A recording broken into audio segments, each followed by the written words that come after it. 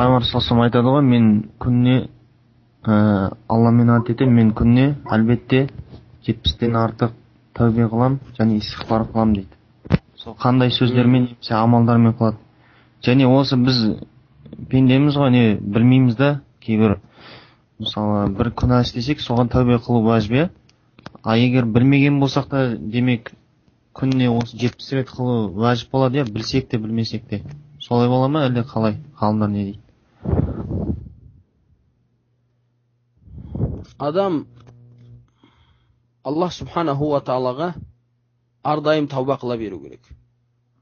Біріншіден, сен күнәңді білсең, алхамдулилла, білген күнәңа тауба қыласың. Адам өзі білмей істеп тұрған қанша күнәсі бар. Кейбір нәрселерді жақсылық деп ойлайсың, ол жамандық болып қалуы мүмкін өз негіз. Сол болатын болса, Аллах субханаху ва таала сол қылған истиғфарың үшін білмей істеп қойған қатеңді де кешіреді иншалла. Бұл бір жағы. Екінші жағынан, адам егер күнәдан ешқандай бір күнә қылмаған болса да, истиғфар қылуының өзі бұл Аллаға болған дуа. Дуа бол құлшылық. Құлшылық болғаннан кейін Алланың алдында ол әжір, сауап болып жазыла береді. Солай түсінеміз бұл нәрселерді. Түсінікті ме? Ал қандай зікірлермен астағфируллах ва атубу илейх деп қыла береміз ғой?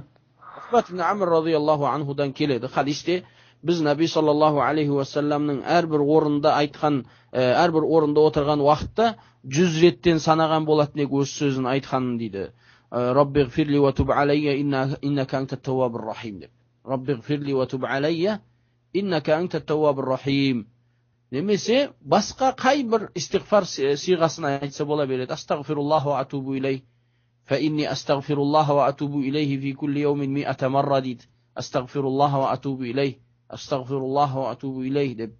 Осындай сөздерді айтса болады. Раббиғфирли ва туб алей десе де бола береді. Сол сиғалар, Наби саллаллаху алейхи вассаламнан келген сиғалардың қай бірін айтса да, иншалла бола береді. Бірақ истиғфарлардың ең сайиді бар. Сайидул истиғфар. Аллахумма анта рабби ла илаха илля ант. Халақтани ва ана абдук ва ана ала ахдика ва вa'дика мастатa'т. أعوذ بك من شر ما صنعت أبوء لك بنعمتك علي وأبوء بذنبي فاغفر لي فإنه لا يغفر الذنوب إلا أنت деп айтылған дуа бұл сайидул истиғфар. Истиғфарлардың ең сайиді деп намдалады бұл истиғфар. Соны айтып жүру бұл абзал. Бірақ истиғфар сұраған уақытта сонда бағанағы не? Астағфируллаху атубу илейх деп айтса да бола береді иншалла.